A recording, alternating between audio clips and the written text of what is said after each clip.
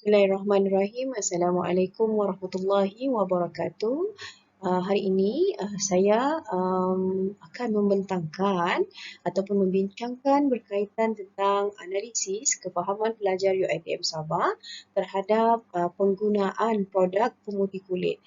Okey, untuk kajian ini dilakukan oleh 3 orang ahli iaitu saya sendiri, Dr. Musyadah Ahmadun, Nur Limah Ambut dan juga Dr. Muzalifah Monil.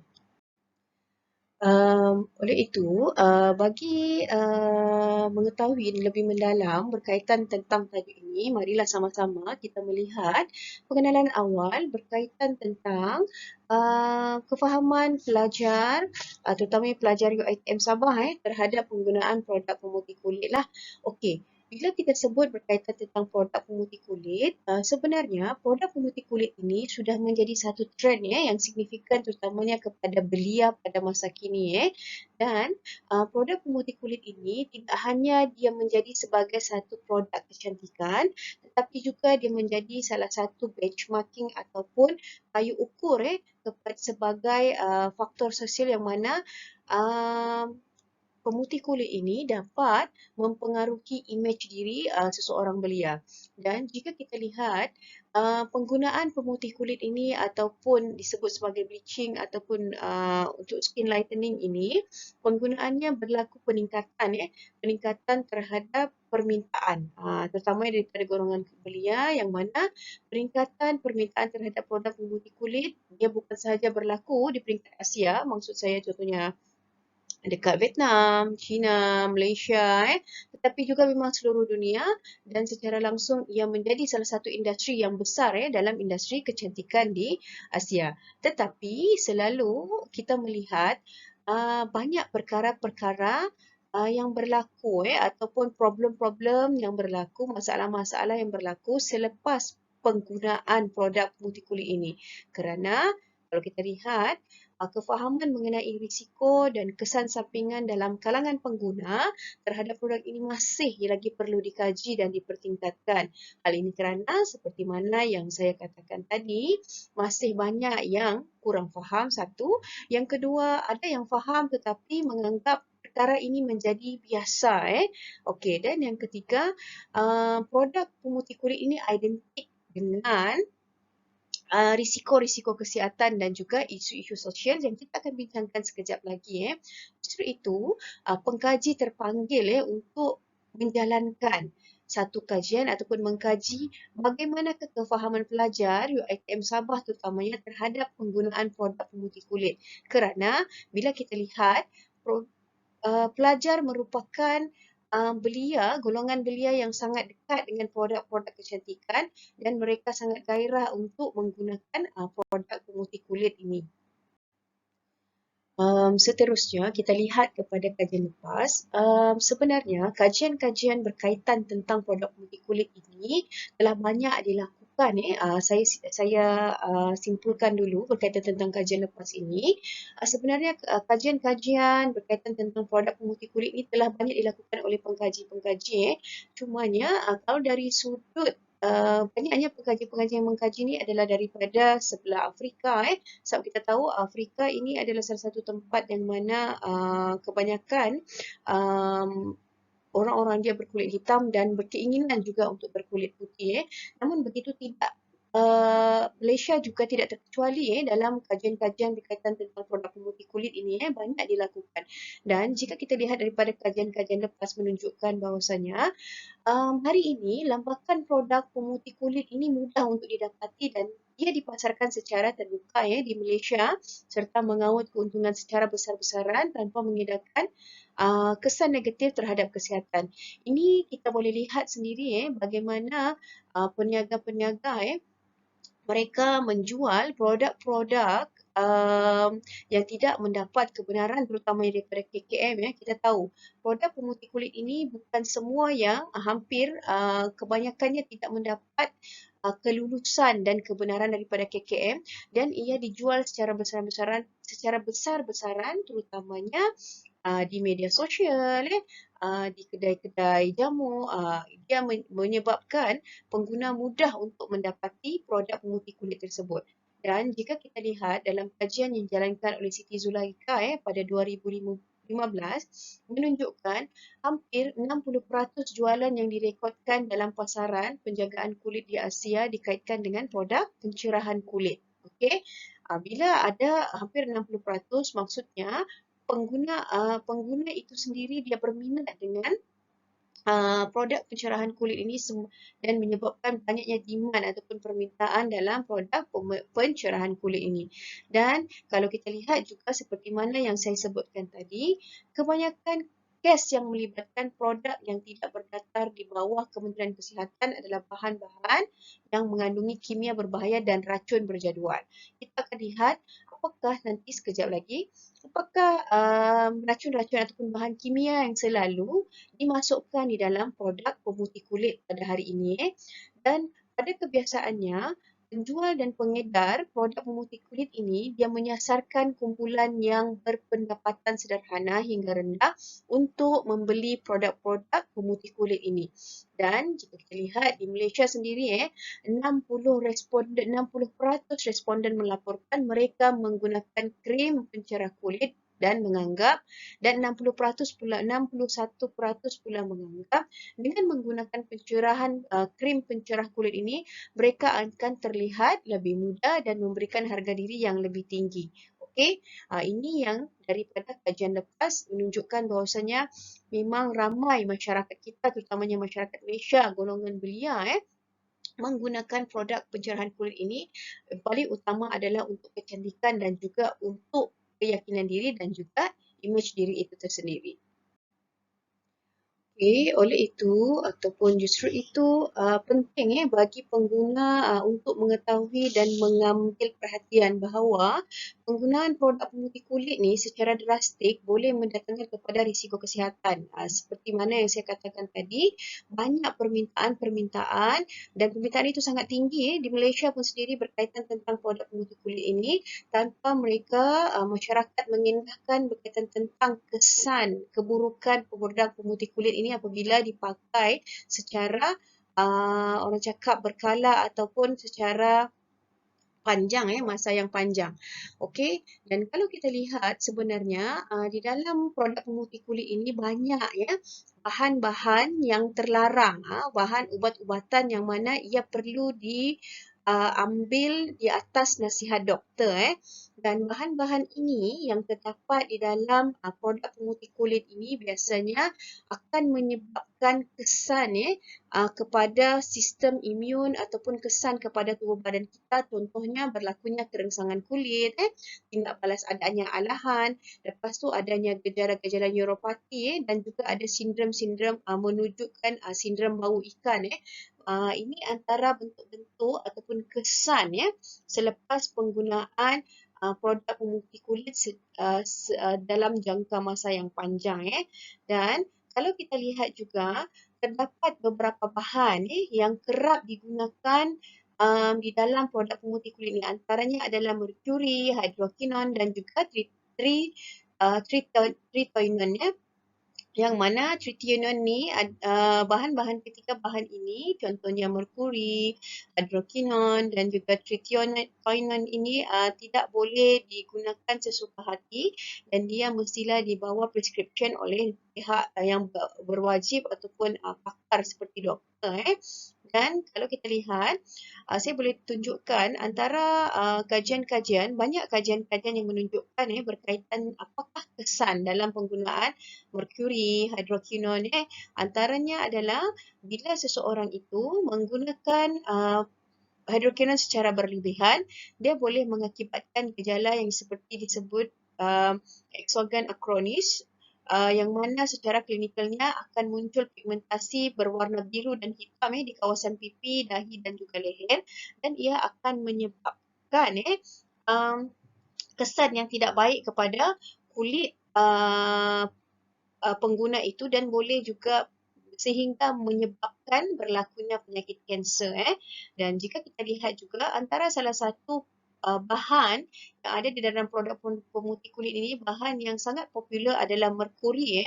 Merkuri juga merupakan salah satu bahan yang memang faman, bahan biasa yang memang digunakan di dalam produk pemutih kulit yang mana memang yang digunakan secara meluas di pasaran sekarang ini. Kerana kita tahu ion merkuri ini dianggap dapat menyekat sintesis melamin pigmen kulit di dalam sel melanosit yang mana bila seseorang itu pakai dia boleh melihat menyebabkan menunjukkan kulit seseorang itu lebih nampak sihat tetapi sebenarnya kalau kita menggunakan merkuri ini secara jangka panjang dia boleh memberikan kesan-kesan yang berbahaya contohnya berlakunya kerosakan otak, berlakunya kerosakan sistem saraf, buah pinggang, gerasangan pada kulit dan juga kerosakan kepada janin itu sendiri jika pengguna itu adalah pengguna yang orang cakap tengah mengandung so produk-produk pemutih kulit ini pada kebiasaannya dan pada awalnya dia akan menunjukkan kesan yang sangat baik, sangat cantik 6 bulan awal tetapi selepas itu jika kita berhenti menggunakannya ataupun menggunakannya secara jangka panjang dia akan memberikan kesan yang lebih buruk bukan sahaja terhadap kulit itu sendiri tetapi terhadap organ-organ yang ada di dalam badan kita dan boleh menyebabkan kematian daripada organ itu sendiri dan memberikan kesan samping yang sangat besar contohnya boleh mendapat penyakit kanser. Okey, seterusnya kita beralih kepada metodologi kajian. Untuk kajian ini, ada 3 perkara penting yang perlu kita lihat dalam metodologi kajian bagi kajian ini. Yang pertama sekali, bagaimanakah pembangunan soalan dan isi kandungan jika kita lihat sebenarnya dalam kajian ini pengkaji telah membina soal selidik yang mana dia mengandungi 4 bahagian iaitu latar belakang responden, kefahaman pelajar, ketiga kesedaran pelajar dan juga faktor yang mempengaruhi penggunaan produk pemutih kulit. Namun begitu, dalam kajian ini pengkaji hanya memfokuskan analisis pada bahagian latar belakang responden dan juga kefahaman pelajar itu sendiri terhadap produk pemutih kulit ini. Dan bagi proses persampilan, pengkaji telah menggunakan kaedah persampilan mudah yang mana pengkaji telah mengedarkan 300 borang soal selidik kepada pelajar program diploma dan ijazah sarjana muda di UiTM Cawangan Sabah melalui Google Form. Dan daripada 300 borang soal selidik yang diberikan, hanya 288 soal selidik sahaja yang telah dijawab lengkap oleh kesemua responden. Dan bagi prosedur persampilan atau prosedur metodologi kajian ini dijalankan, penilik juga telah mendapatkan etika penyelidikan sebelum mengedarkan borang kaji selidik ini dan ia telah diluluskan oleh Jawatan Kuasa Etika Penyelidikan UiTM Cawangan Sabah. Bagi proses analisis data pula, selepas sebelum penyelidik melakukan kajian yang sebenar, penyelidik telah membuat pilot test dahulu kepada seramai 30 orang pelajar 30 orang responden bagi mengetahui sama ada borang kaji selidik itu perlu diperbaiki ataupun tidak. Dan dalam analisis data ini juga pengkaji telah membuat ujian alpha Chromberg iaitu untuk kenapa ujian ini dilakukan adalah untuk menentukan kebolehpercayaan soal selidik itu dan daripada hasil kajian kebolehpercayaan ini 0.8 hasilnya adalah 0.85 yang mana ia menunjukkan tahap ketekalan yang tinggi terhadap soal selidik ini.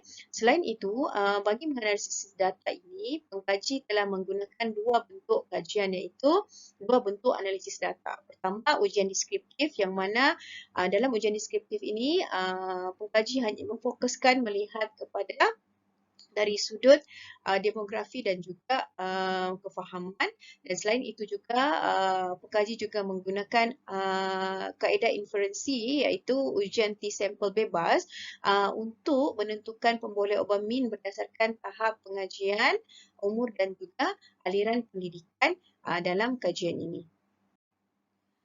Okey, seterusnya kita masuk kepada hasil kajian dan juga perbincangan. Jika kita lihat dulu kepada demografi responden.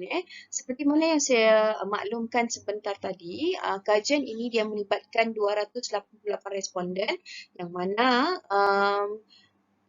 responden yang terlibat adalah terdiri daripada 197 pelajar diploma dan 91 pelajar ijazah sarjana muda. Jika kita lihat daripada jadual yang pertama ini, dia menunjukkan profil demografi responden iaitu jantina, umur, agama, pengajian terkini, aliran pendidikan sekolah dan juga penaja utama bagi responden. Dan kita lihat majoriti responden adalah memang daripada pelajar perempuan iaitu sebanyak 68.4% dan mereka ini berumur kurang daripada 20 tahun lah. Okey, dan seterusnya majoriti juga yang beragama Islam iaitu sebanyak 89.6%. Manakala 186 orang ataupun 64.6% adalah daripada pelajar diploma dan sarjana muda yang mana kebanyakannya mereka ini menerima bantuan pelajaran sendiri daripada tanggungan ibu bapa. Okey, seterusnya kita lihat pula kepada hasil kajian berkaitan tentang kefahaman pelajar terhadap penggunaan produk pemutih kulit. Okey, dalam jadual 2 ini menunjukkan ada 11 pernyataan ataupun 11 soalan yang dikemukakan daripada pengkaji kepada responden berkaitan tentang kefahaman untuk mengukur kefahaman pelajar terhadap penggunaan produk pemutih kulit lah. Dan jika lihat di dalam jadual ini, jadual di atas menunjukkan adanya kekerapan, peratusan, lepas tu adanya min dalam mengukur tahap kefahaman responden berkaitan tentang penggunaan produk pemutih kulit lah. Dan keputusan menunjukkan bahawa terdapat 7 item berada pada tahap kekerapan yang tinggi. Antaranya adalah item B1 dan juga B4 yang mana di sini responden menunjukkan mereka sangat bersetuju bahawa penggunaan produk pemutih kulit ini sama ada secara sementara ataupun secara berkala boleh menyebabkan seseorang itu ketagih dan akhirnya boleh membahayakan kesihatan seseorang. Pada pandangan saya ataupun pada pandangan penyelidik, ketagihan untuk menggunakan produk pemutih kulit ini adalah disebabkan oleh ketaksuban seseorang ataupun ketaksuban pengguna untuk memiliki kulit yang putih dan mengikut trend masa kini. Dan sebenarnya kajian ini selaras dengan kajian yang dijalankan oleh Samarapolo pada 2021 yang mana beliau menunjukkan ataupun menyatakan bahawa pengguna menganggap dengan menggunakan krim pencerah kulit krim pencerah kulit ini mereka akan terlihat lebih sihat dan memberikan harga diri yang lebih tinggi.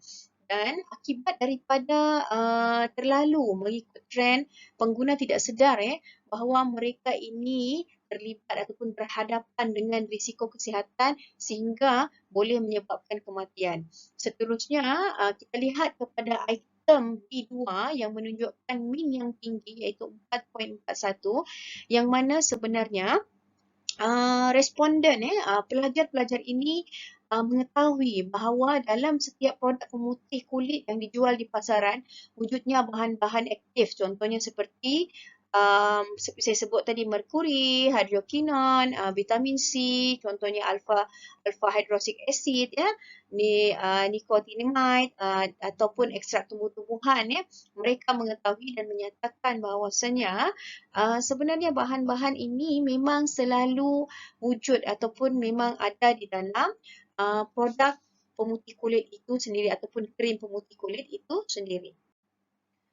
Okey, seterusnya kita lihat pula daripada bahagian B5 hingga B11 hasil kajian menunjukkan pengetahuan responden berkaitan dengan merkuri adalah bahan kimia yang biasanya digunakan dalam produk pemutih dan pencerah kulit dan produk pemutih dan pencerah lebih tinggi berbanding pengetahuan tentang bahan-bahan lain seperti steroid, hydroquinone dan juga retinoin ya.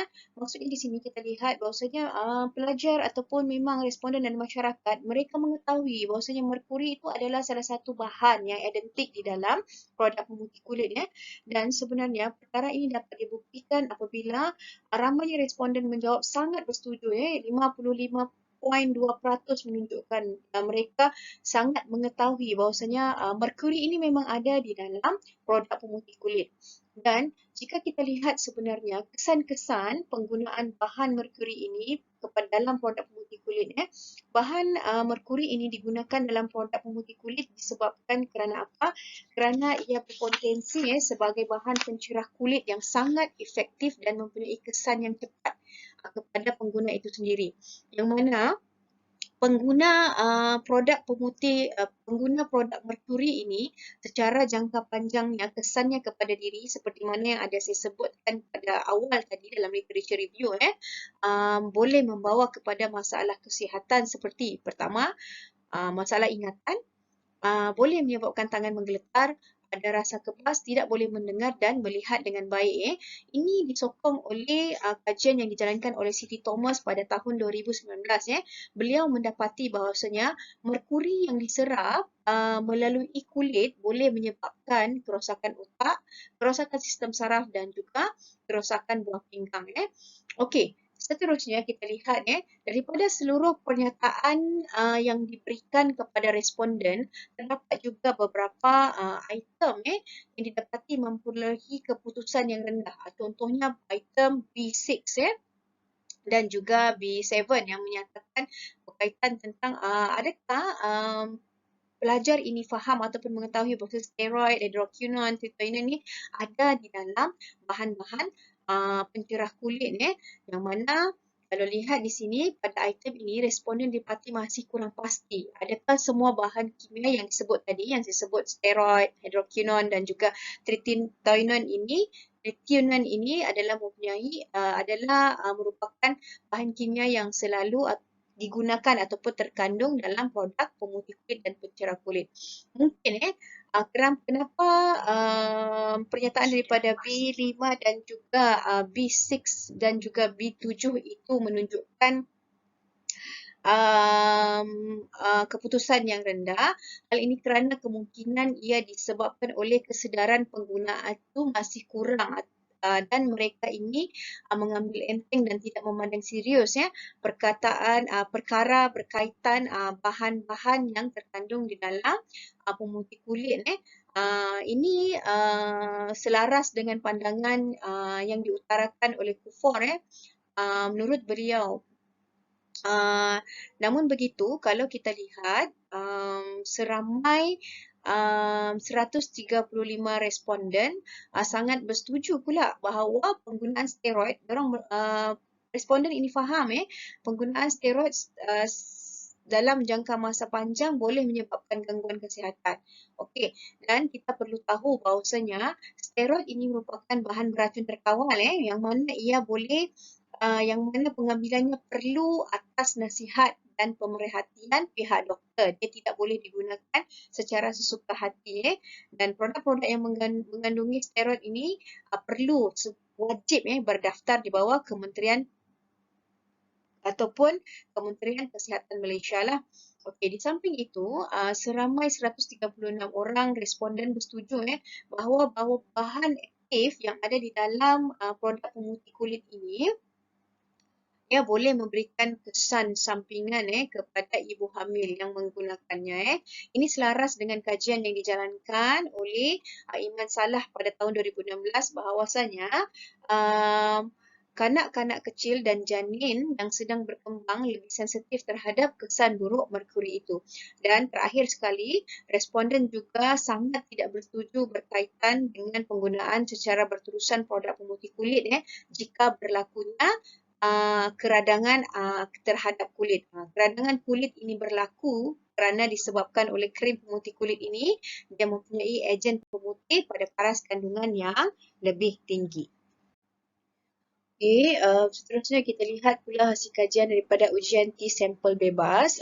Tujuan kajian ini dijalankan adalah untuk menganalisis adakah terdapat terdapat perbezaan kefahaman pelajar UiTM Sabah terhadap penggunaan produk pemutih kulit berdasarkan tahap pengajian, umur dan juga aliran pendidikan sekolah terdahulu. Kita lihat dulu kepada ujian T-sampel bebas pengajian terkini. Seramai 197 orang pelajar diploma dan 91 orang pelajar ijazah sarjana muda telah didapati menjawab soal selidik ini. Dan ujian T-sampel bebas telah dijalankan untuk membandingkan min kedua-dua pelajar tersebut. Okey.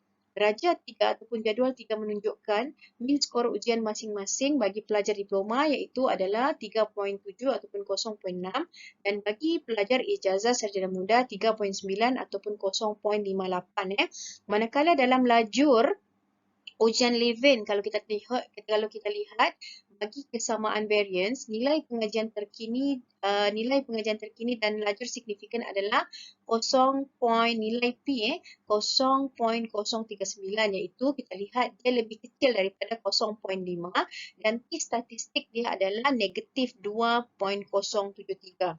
Hasil kajian menunjukkan bahawa daripada analisis ini mendapati terdapat perbezaan kefahaman yang sangat signifikan secara statistik antara kefahaman pelajar diploma dan juga pelajar ijazah sarjana muda. Dan dengan itu ia menolak null hypothesis. Hal ini kerana jika kita lihat kenapa berlakunya perbezaan kefahaman di antara pelajar diploma dan juga pelajar ijazah kerana kedua-dua program ini mempunyai orang cakap pembelajaran yang berbeza yang mana kalau kita lihat di peringkat diploma mereka ini hanya tertumpu kepada konsep asas dan kemahiran praktikal sahaja. Manakala bagi pelajar-pelajar program ijazah sarjana muda, pelajar ini lebih didedahkan dengan cara membangunkan dan menganalisis pemahaman yang lebih mendalam berkaitan tentang konsep sesuatu teori serta memfokuskan kepada pemikiran kritis. Okey, seterusnya bagi tahap kefahaman antara berkaitan tentang umur tahap kefahaman antara umur 18 hingga 20 tahun dan umur 21 hingga 25 tahun masing-masing menunjukkan perbezaan min iaitu bagi umur 18 hingga 20 tahun iaitu 3.7 ataupun 0.6 dan juga bagi umur 21 hingga 25 tahun adalah 3.9 dan 3.9 ataupun 0.6 dan jika kita lihat manakala nilai signifikan ataupun nilai P bagi umur adalah 0.0015 iaitu lebih kecil daripada 0.05 dan T statistik menunjukkan negatif 2.492 yang mana ini dapat disimpulkan terdapat juga perbezaan kefahaman dari sudut umur di antara pelajar yang berumur 18 hingga 20 tahun dan 21 hingga 25 tahun. Ini disebabkan oleh kefahaman mereka ini masing-masing dipengaruhi oleh pelbagai faktor antaranya adalah pengalaman hidup, pengaruh budaya yang mana ia menyumbang kepada cara berfikir dan pemahaman seseorang pelajar tersebut. Okey, namun begitu, bagi aliran pengajian dahulu ada sedikit perbezaan dari sudut keputusan daripada hasil ujian T-sampel bebas berkaitan tentang kefahaman pengguna produk pemutih kulit terhadap kita melihat dari sudut aliran pengajian terdahulu ini mendapati nilai P itu 0.392 iaitu lebih besar daripada 0.05 dan T statistik adalah negatif 0.57. Ini menunjukkan secara statistiknya kita lihat tidak ada perbezaan kefahaman yang bermakna antara sekolah aliran sains dan juga sekolah aliran sastra yang mana tidak berlakunya perbezaan di antara kedua-dua aliran ini dalam memahami konteks orang cakap kefahaman pemutih kulit tersebut. Secara kesimpulannya, kita boleh lihat kajian ini memberikan gambaran komprehensif mengenai kefahaman mahasiswa UiTM Sabah terhadap produk pemutih kulit dan hasil kajian ini menunjukkan terdapat variasi dalam tahap kefahaman mahasiswa terhadap aspek-aspek tertentu berkaitan penggunaan produk pemutih kulit. Pendidikan berkenaan kesihatan kulit ini perlu dijalankan lebih menyeluruh dan mudah difahami, dapat membantu memperkukuhkan kefahaman pelajar tentang risiko dan juga manfaat penggunaan produk pemutih kulit. Dan terakhir sekali, sebenarnya penyediaan sumber maklumat yang dipercayai dan akses kepada nasihat kesihatan kulit boleh menjadikan strategi yang lebih berkesan dalam membimbing pelajar membuat pilihan yang lebih tepat. Oleh itu, setakat ini sahaja dulu pembentangan daripada saya dan juga ahli-ahli yang lain. Saya harap daripada pembentangan ini dapat memberikan sedikit kefahaman berkaitan tentang penggunaan produk pemutih kulit yang khususnya di Malaysia itu sendiri. Jika ada apa-apa persoalan atau pertanyaan, boleh berhubung dengan saya, Dr. Musyaidah Ahmadun, di email musyaidah@uitm.edu.my. Terima kasih. Assalamualaikum warahmatullahi wabarakatuh.